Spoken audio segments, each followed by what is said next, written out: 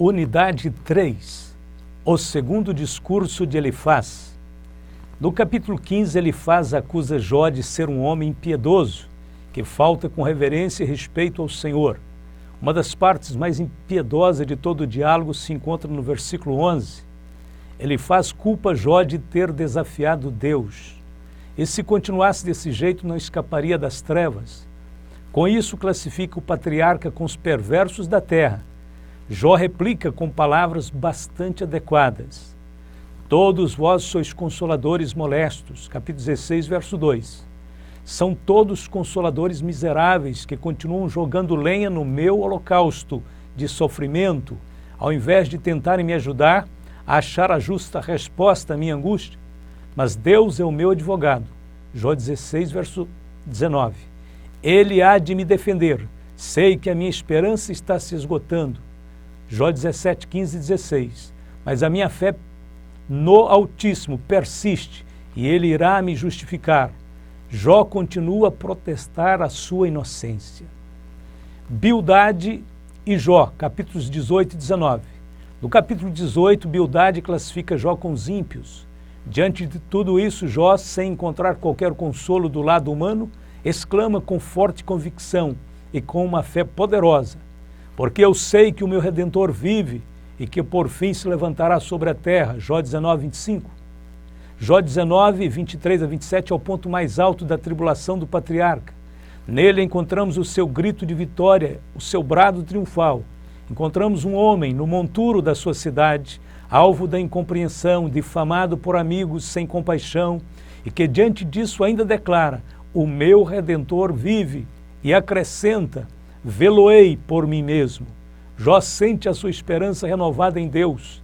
Ele afirma o que sente no seu âmago, demonstra confiança absoluta no Senhor e demonstra uma certeza impressionante concernente à vinda do Messias e à consumação da salvação de Cristo nele, no devido tempo. Ele cria na glorificação do seu corpo. O versículo 26 fala do revestimento, significando transformação. Ele queria dizer que com seus próprios olhos veria o Salvador. Por isso, o seu contentamento é grande e anela a chegada desse momento glorioso. A palavra traduzida por Redentor, Goel, no hebraico, no versículo 25 se refere ao parente resgatador, o parente consanguíneo mais próximo, a quem, sob a lei de Moisés, era dado a responsabilidade de vingar o sangue derramado ou o resgate da propriedade. Jó aqui está se referindo a um redentor espiritual, e não apenas a um parente por laços humanos. Esta promessa era tão importante para ele, que desejava que fosse esculpida numa rocha, com pena de ferro e chumbo. A mensagem gravada no granito seria uma lembrança para outros daquilo que era o mais importante para ele enquanto vivia. Se depois que eu morrer, argumentava Jó, esquecerem tudo de mim e das minhas declarações, que se lembrem destas palavras: aquilo que me confortou e me sustentou durante a minha vida e minha prova foi o reconhecimento da verdade imutável que meu Redentor, meu Goel, vive, e um dia vê-lo-ei por mim mesmo. Zofar e Jó, capítulos 20 e 21. No capítulo 20, Zofar prossegue descrevendo a sorte calamitosa do homem perverso. Está sugerindo que tal será a herança de Jó se ele não confessar sua transgressão ao Todo-Poderoso. Mas Jó se defende no capítulo 21, mostrando que os perversos em muitas ocasiões gozam de prosperidade e paz. Só porque um homem é corrupto não quer dizer que ele infalivelmente sofrerá grandes perdas e aflições. Conclusão do debate. Como veremos, Zofar permanece calado dessa vez. No capítulo 25, Bildade lança seu último dardo. Ele fala pouca coisa, repete suas velhas disputas, ele nega a possibilidade do homem se justificar perante o Todo-Poderoso. No capítulo 26, Jó descreve o poder de Deus, contrasta então a sabedoria e o conhecimento dos homens com o poderio infinito do Senhor. O último discurso de Jó, capítulos 27 ao 31. Nestes capítulos temos o último discurso de Jó. Poderíamos também chamar esta passagem de monólogo de Jó. O problema principal de Jó neste trecho é o orgulho. Note na Bíblia nos capítulos 29 e 30, como ele usa com frequência as palavras eu, me, mim e etc. No capítulo 31, a repetição da palavra si. Este problema, porém, é compensado pela sua sinceridade. Não devemos acusar Jó. Lembremos-nos das suas aflições de dor, seu desespero e confusão. Coloquemo-nos por alguns instantes no lugar do patriarca. Como é que eu e você reagiria? Teríamos aguentado até este ponto? A fé de Jó era algo impressionante. Sua confiança no Senhor era inabalável. Se Jó cometeu um lapso, se teve um ligeiro deslize, o Todo-Poderoso não levou em consideração face o seu grande sofrimento. Mesmo com a lista de reclamações que começam com a conjunção se do capítulo 31, as intenções de Jó eram honestas. Ele não era um servo absolutamente puro e reto, mas estava disposto a apresentar sua defesa a Deus, assinada pelos atos da sua integridade, fosse qual fosse o resultado, pois anelava ouvir a resposta do Todo-Poderoso. Até nas suas falhas, o patriarca se mostrava um valente soldado que procurava estabelecer novas estratégias de batalha para vencer a peleja e apresentar-se vitorioso perante o seu Criador e Senhor. Debates finais. O jovem Eliú. Eliú começa a falar no capítulo 32. O tema principal de Eliú aqui é que Deus também usa a dor para castigar e ensinar os homens. Eliú fala da perfeita justiça de Deus. É impensável que o Todo-Poderoso cometa iniquidade. Ele recompensa os homens de acordo com suas obras. Eliú acusa Jó de impiedade e acredita que Jó tem falado como ímpio e deverá ser punido como tal. Ele acusa Jó de rebelião e irreverência para com Deus. No capítulo 35, Eliú chama a atenção de Jó para o fato de que um Deus transcendente não é afetado nem pela justiça do homem, nem pela impiedade. Eliú sugere que a razão por que Deus não responde é porque aqueles que clamam frequentemente ou fazem sem intenção de reconhecer a soberania de Deus ou glorificá-lo, pois são muito orgulhosos. Eliú repreende Jó no capítulo 35. Eliú observa Jó dizer que apresentou seu caso e não pode encontrar Deus para ouvi-lo. Eliú aconselha-o a ser paciente, porque Deus conhece sua situação e agirá.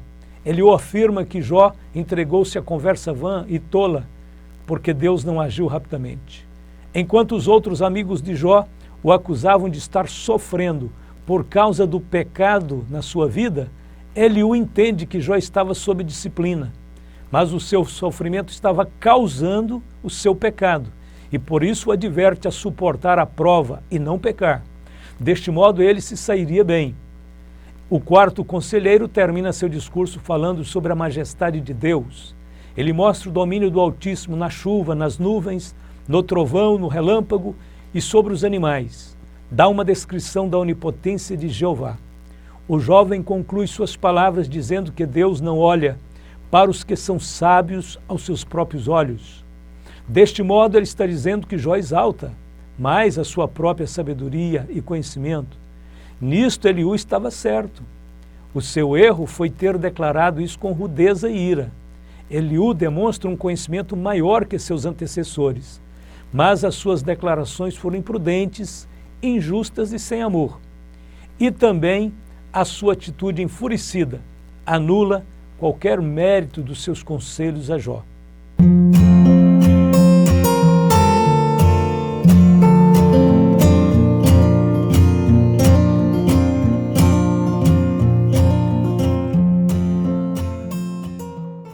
Unidade 4. Deus fala a Jó, capítulos 38 e 39.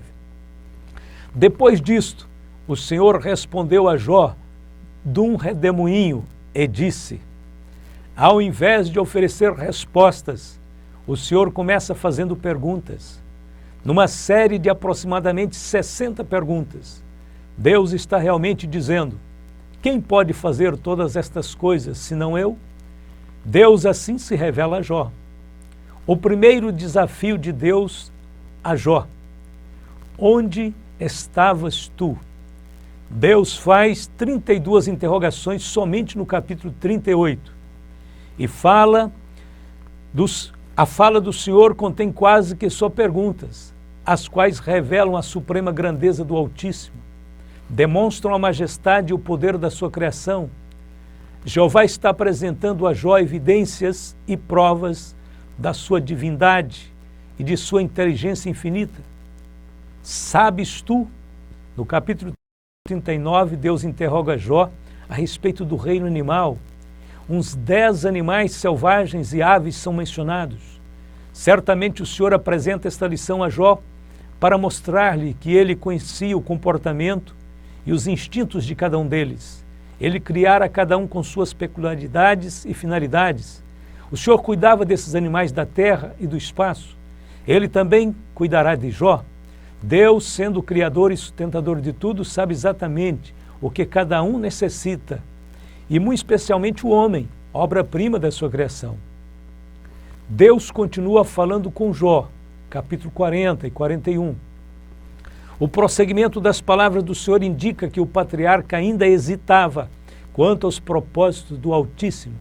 Jó ainda está procurando entender as razões do seu sofrimento. A sua autojustiça ainda controlava, em parte, os seus pensamentos. Ele, todavia, precisava aprender a confiar totalmente no Senhor, mesmo em qualquer calamidade ou fato incompreensível. E o Senhor continuou falando com Jó. Por acaso você ainda quer me criticar? Ainda quer dizer que o Deus Todo-Poderoso está errado? Jó 40, verso 1 e 2. O problema não consiste em Jó ter feito interrogações, mas em exceder os limites da graça de Deus, defendendo demasiadamente a sua própria integridade, defendendo ao extremo a sua justiça. Ele questionou a justiça de Deus. Uma coisa é gemer, e outra bem diferente é queixar-se de Deus. Jó tinha motivos para gemer, mas nenhum para queixar-se contra os desígnios de Deus. Jó começa a reconhecer o erro dos seus pensamentos, as injustiças que cometeu. Ele admite a sua insignificância e diz: eis que eu sou vil. Verso 4. Ele percebe que não tem condições de responder às perguntas de Deus. Reconhece também que tem falado e murmurado demais. É o início do arrependimento do patriarca. Porventura farás vão o meu juízo? No capítulo 40, verso 8, encontramos o âmago da questão. Parafraseando as palavras do Senhor no verso 8, temos Deus dizendo: será que você está querendo provar que eu sou injusto? Que eu sou culpado e você é inocente? Jó tinha falado precipitadamente. A sua retidão tornara-se mais importante do que a integridade ou a justiça de Deus. O Senhor tinha falado sobre o maravilhoso trabalho da sua criação, e Jó, depois de ouvir a voz de Deus, admite que ele, o Senhor, é onipresente e onisciente. Contudo, em razão de Deus continuar perguntando a Jó, é de supor que o patriarca ainda guardava dúvidas no seu coração. Deus pergunta a Jó: você tem o poder criador? Tem a majestade e a glória do Senhor? Há em você justiça divina? Se houvesse, até eu admitiria que você poderia livrar-se a si mesmo. Mas o caso é que você está em minhas mãos. Creia em mim e abandone a sua autojustiça. A graça de Deus se revela ao velho ancião. O Senhor não condena nem repele o seu servo, mas o guia com sua verdade e firmeza de volta à fé e à esperança. Deus descreve duas criaturas magníficas e poderosas no capítulo 40 e 41, para demonstrar a fraqueza do homem em comparação com o resto da criação. A primeira criatura é o Behemoth, capítulo 40, verso 15, literalmente em hebraico, Behemá, uma palavra que significa qualquer grande quadrúpede. A edição revista e atualizada traduz esta palavra hebraica como hipopótamo. Outra sugestão é que o Behemá seja o elefante. O Behemá é uma criatura herbívora muito forte, uma das maiores e mais poderosas criaturas de Deus. Esta besta foi feita junto com Jó, contudo Jó não pode dominá-la. A segunda criatura é o Leviatã, capítulo 41, verso 1, uma palavra que não identifica claramente qualquer animal em particular. De novo, a edição revista e atualizada se aventurou a cogitar sobre a identidade desta besta, traduzindo por crocodilo. Outras sugestões para o Leviatã incluem a baleia e o golfinho. Mas, em resumo, Deus está dizendo: Jó, se você não é capaz de enfrentar esses animais, como quer me resistir? Como pode dizer que eu estou errado em castigar você? Ou não, eu não devo satisfações a ninguém, porque ninguém me ajudou a ser o que eu sou. Tudo que existe no mundo me pertence. Deus, na realidade, não oferece nenhuma explicação sobre a causa do sofrimento de Jó, mas assegura ao seu servo que todas as coisas estão sob o seu mais absoluto controle. O que ele quer dizer o tempo todo é: Jó, aconteça o que acontecer, confia em mim, no meu poder, na minha sabedoria, seja fiel e tudo acabará bem. Os porquês nem sempre são respondidos nesta vida. Deus prefere nos revelar os comos, como fazer, como obedecer. O epílogo, Jó 42, a humilde confissão e o arrependimento de Jó. Jó chegou à estaca zero, sua autojustiça foi esmiuçada e o seu ego pulverizado. Agora ele se encontra descoberto perante o Senhor, reconhece a sua insignificância e a suprema grandeza e perfeição de Deus. Reconhece que foi injusto em discutir e reclamar sobre o que era desconhecido para ele. A sua confiança demonstra que o seu espírito foi quebrantado diante de Deus. O que o sofrimento não fez, Deus pode fazer. Observe suas palavras. Eu reconheço, ó Deus eterno, que para ti nada é impossível e que nenhum dos teus planos pode ser impedido. Tu me perguntastes como me atrevi a pôr em dúvida a tua sabedoria, visto que sou tão ignorante? É que falei de coisas que eu não compreendia, coisas que eram maravilhosas demais para mim e que eu não podia entender. Tu me mandaste escutar o que estavas dizendo e responder às tuas perguntas. Antes eu te conhecia só por ouvir falar, mas agora eu te vejo com os meus próprios olhos. Por isso estou envergonhado de tudo que disse e me arrependo, sentado aqui no chão, num monte de cinzas. Essas palavras demonstram o profundo arrependimento de Jó. O tratamento de Deus para a sua vida foi eficaz. Agora ele podia entender com grande profundidade espiritual algo que antes só ouvira falar.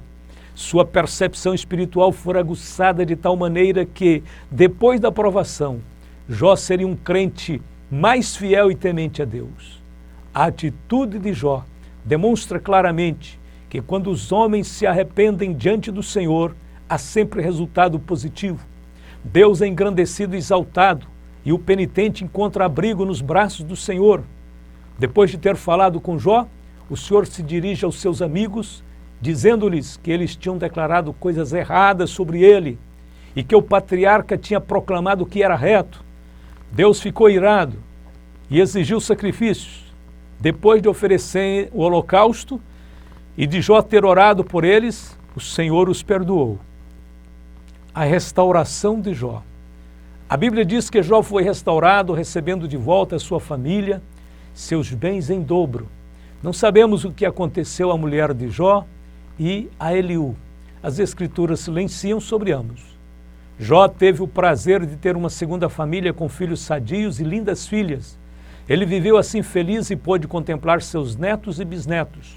Morreu farto de dias, abençoado e em paz, recebido pelos braços do seu querido Senhor, a quem tanto adorava e amava.